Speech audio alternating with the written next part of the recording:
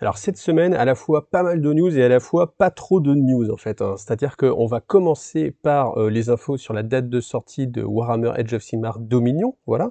Donc l'image de la boîte, on l'a déjà vu, son contenu, on l'a déjà vu. Ce qu'on n'a pas encore, c'est le prix, et le prix, on l'aura la semaine prochaine, donc il faudra être un petit peu patient. Voilà, mon pronostic, voilà, toujours vers les 150 €, je pense. Je pense pas qu'on ira beaucoup plus loin, même si, comme certains le pensent, Games gratte toujours un petit peu.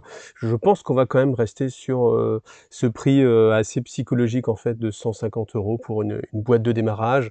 Même si elle est limitée, je pense qu'on n'ira pas beaucoup au-delà. Après, je peux me tromper, je ne l'espère pas, bien évidemment. Alors, le livre de règles, vous allez l'avoir en plusieurs versions. Ça, c'est la version vraiment Deluxe Collector, avec, avec le coffrage. Bon, voilà, ça, on a l'habitude hein, maintenant, parce que cette sortie, vous allez le voir, elle est vraiment calquée sur la sortie qu'on a eu droit pour Indomitus et Warhammer 40 000.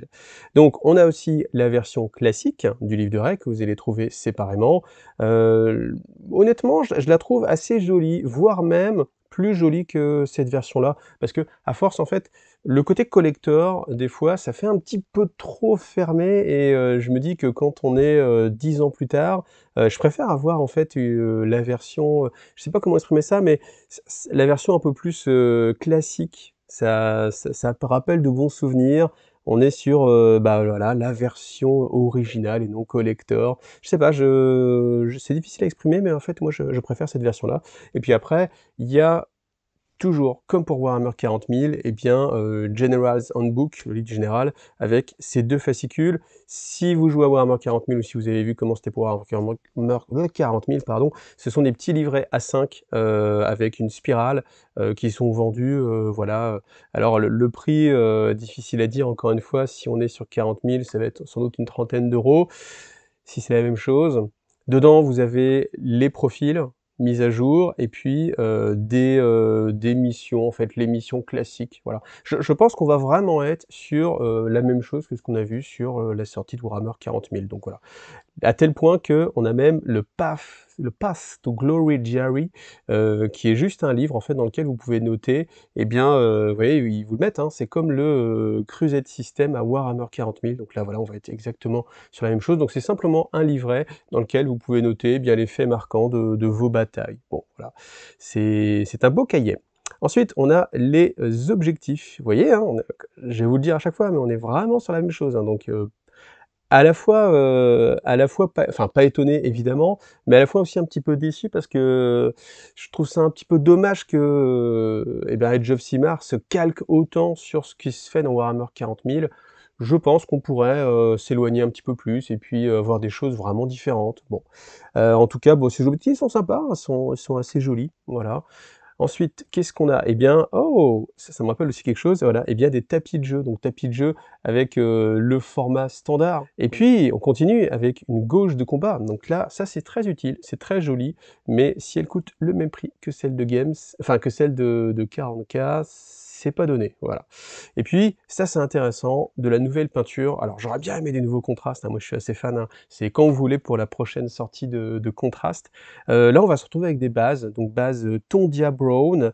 Alors c'est difficile à dire parce que de toute façon, les images qu'on a ne sont jamais fidèles en fait à la couleur du pot. Et puis après, ça dépend aussi comment est réglé l'écran, donc de toute façon, c'est assez difficile. Le Auruk Flèche a l'air vraiment très clair hein, quand on le regarde ici dans l'image. Donc bon, encore une fois, on peut pas se prononcer sur juste une image, mais bon voilà, voilà, un marron clair, le Hobgrot, un verre, très délavé, hein, c'est voilà. Et puis, bon voilà, ça on verra sur pièce. Donc, encore une fois, franchement, c'est vraiment calqué sur la série 40 000. Un livre Dominion, voilà, qui va retracer, eh bien, ce qui se passe sur cette boîte-là, au niveau historique. Très bien, et puis des versions collector avec 2 livres, voilà. Donc pas d'informations pour le prix, mais vous les aurez la semaine prochaine. Et pour ce qui est directement précommandable, eh bien cette semaine, on va avoir, ben, pas mal de choses orientées Black Library et orientées, Astra Militarum. Donc déjà quelque chose qui ne sera pas disponible en boutique, mais uniquement via la VPC, une sorte de trousse collector avec du métal, du tissu, des jolies pièces, des artworks et cetera. Donc j'ai pas de prix à vous donner, mais voilà, c'est un élément vraiment de collection pour les collectionneurs, c'est le cas de le dire. Ensuite, ce qui nous intéresse plus, c'est les figurines. donc figurines de Gaunt et de ses acolytes. Donc ça, c'est une boîte qui va être à 55 €. Par contre, attention, elle va être disponible en magasin Games que eh bien, la semaine de la sortie. Après, il n'y aura pas de réassort possible, et c'est pareil chez les revendeurs, il n'y aura pas de réassort possible, et elle sera exclusivement en VPC. Donc voilà, si vous voulez l'acheter en magasin, eh bien vous savez ce qu'il vous reste à faire.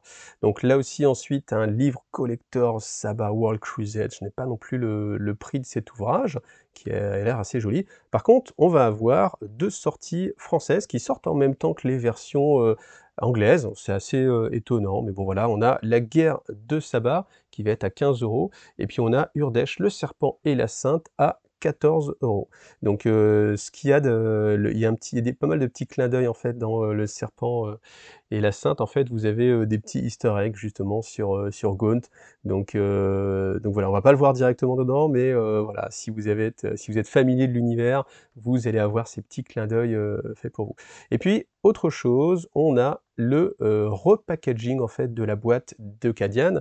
Donc là, la boîte actuellement elle coûte 28 € et vous avez 10 personnages à l'intérieur, 10 infanteries, et là maintenant elle va coûter 35 € et vous avez 7 grappes en plus, donc 7 grappes d'amélioration.